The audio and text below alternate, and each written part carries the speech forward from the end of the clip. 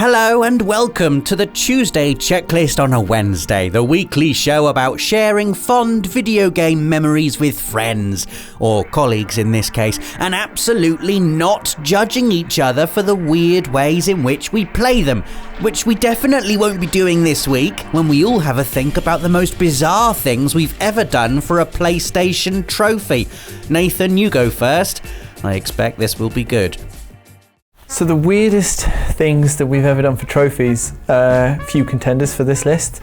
I think probably the weirdest thing I did, I'm going to frame it in this way, was to, on the spur of the moment, completely disrupt my entire Christmas last Christmas by going back to a game that I actually finished over 10 years ago in the form of the original Infamous, which it's like my white whale. I don't know if I think I've spoken about this before. Like I was looking at when I eventually did get the platinum, I was looking at the trophies list for it, and every trophy I earned before the game was even out. So I was like reviewing this game for a magazine, and I completely just fell in love with the game and played it through twice to get all of the trophies I could. And where I got stuck was on two particular trophies inside Infamous. One of them was called Rockhound, which is where you have to find 400 tiny bits of metallic shrapnel. It's like the pigeons in GTA, something like that. You know, just a collectible which is all over this open world.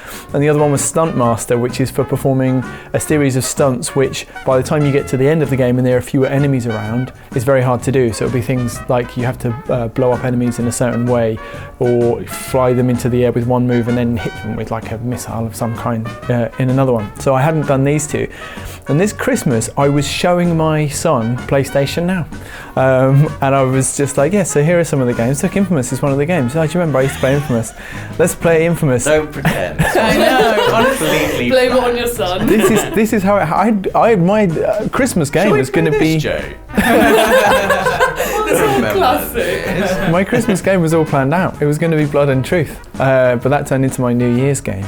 And I spent, like, once I was in, because the weirdest thing was that I couldn't because I'd gotten to the point where I needed one blast shard in the original version of the game, which I can no longer access, and I needed a couple of stunts. And in order to get to that point, I had to replay the game entirely and get all 400 blast shards. And I'd always had it in my head, right? Because I was playing this pre-release, like this review version of the game. I always had it when I got to 399 and I looked for a few hours for this blast shard. I was always like, it's probably, I think I've even said on the channel before, like, yeah, I bet it's like, because it's an early version of the game, it's probably missing one. And when I found the one that was missing, it was on top of a really high building, and I was just like, yeah, I just never looked. Just never looked at it at all. And completely consumed by it all over Christmas. Definitely the strangest thing I'd done. I'd had like this plans for Christmas about the break I was going to take. This was like going Spend to time work. with the family, friends. Not really. I mean, Jay did watch me play for about 10 minutes. I'm getting before. a weird sense of deja vu here. I'm sure we've been sitting here in another Tuesday checklist with you telling us how your Christmas was spent rinsing a game. Yes. Maybe you're right. This is how you're supposed to play games, right? So anyway, that's the weirdest thing I've done for trophies recently, I would say. So the weirdest thing I've probably done for a trophy was actually one that I did yesterday, putting a good old timestamp on this Tuesday checklist. So yesterday I got the lovely platinum for the happiest game of 2019, which was Watam. It's a lovely little game when you're a little green block who's a mayor, and it's all about bringing everyone together. Wait, what? Yeah, it's like bringing everyone together, welcoming people back home and stuff, and making friends, and it's a really wonderful game. Honestly, I highly recommend it. But this is also a game from the same creator as a lot of people know, Katamari, and also Nobby Nobby Boy. So of course you're going to expect the weird and wonderful world of this whole little bundle of games, and one of the trophies is called, I think it was like After Your Meal or something like that. So one of the mechanics in the game, in Watam that is that you can eat everyone. So you can be a tree, you can go around and eat all the little civilians, and when you eat them, they become a fruit or a kind of food. So you can, or like a fruit, a burger, ramen. So first of all, you get a trophy for eating 100 people, because As a tree. As a tree. There are 4 kinds of trees, so you get different kinds of foods. So first of all, I went around all the little worlds eating 100 people. Everyone on my islands were food. And then you also get another trophy, which is basically you have to poop 101 times. So there is also a mechanic where you've got a mouth. I think my mouth in the game was called Elijah, yeah, I think it's Elijah or something. They've all got names, and it's all like kind of like all the characters are like, haha, chase me, wee, this is so much fun.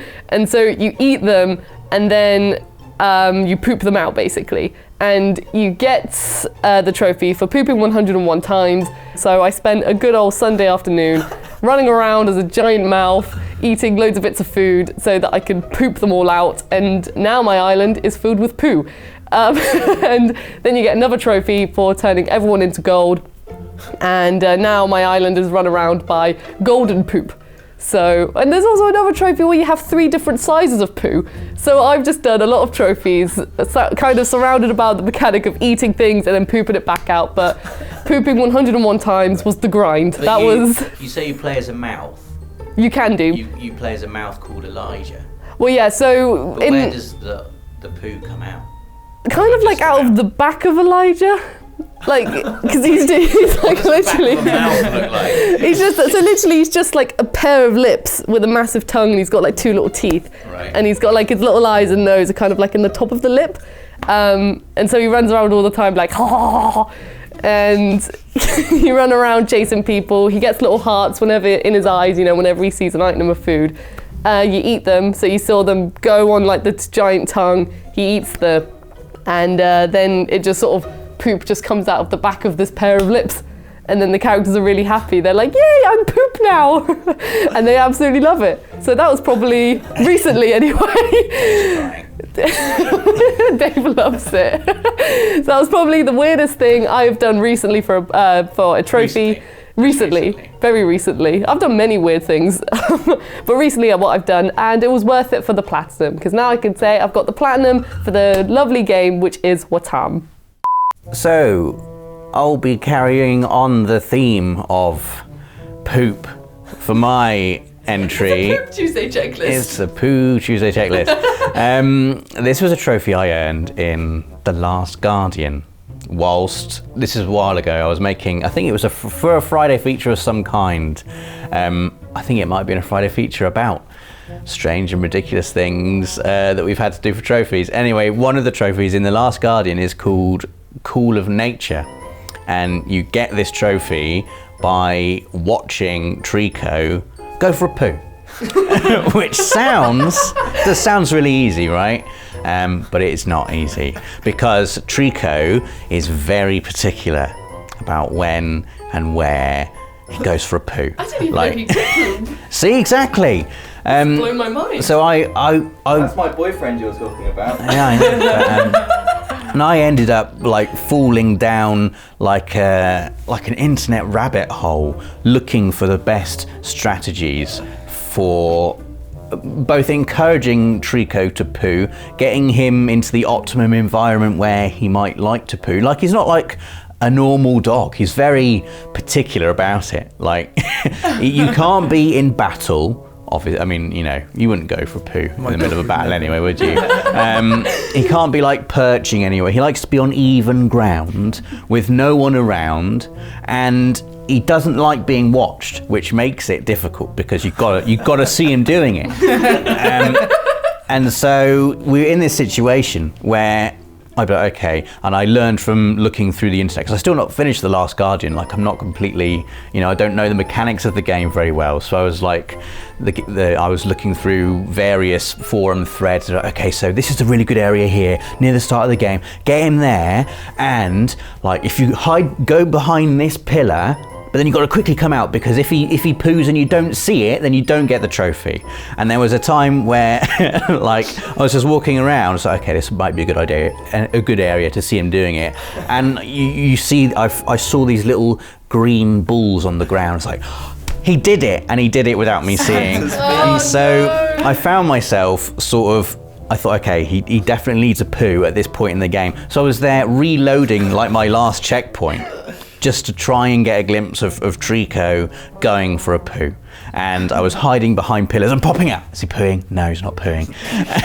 And this, I mean, you have to do some weird things in this job when you're capturing, and quite often playing games, how should I say this? Sort of, when you'd want to capture a very specific thing in a game, sometimes you find as though like the game is deliberately trying to evade that one very specific thing you want it to do. And it could be a thing that when you play the game normally, just happens all the time. And quite a lot of people on the internet were like, just don't even try. It'll just happen naturally. As you play through the game, but of course, you know, I didn't have time to play through the entire game. I needed to capture this thing very specifically. And I was just there at my desk, very angrily trying to make Trico go for a poo.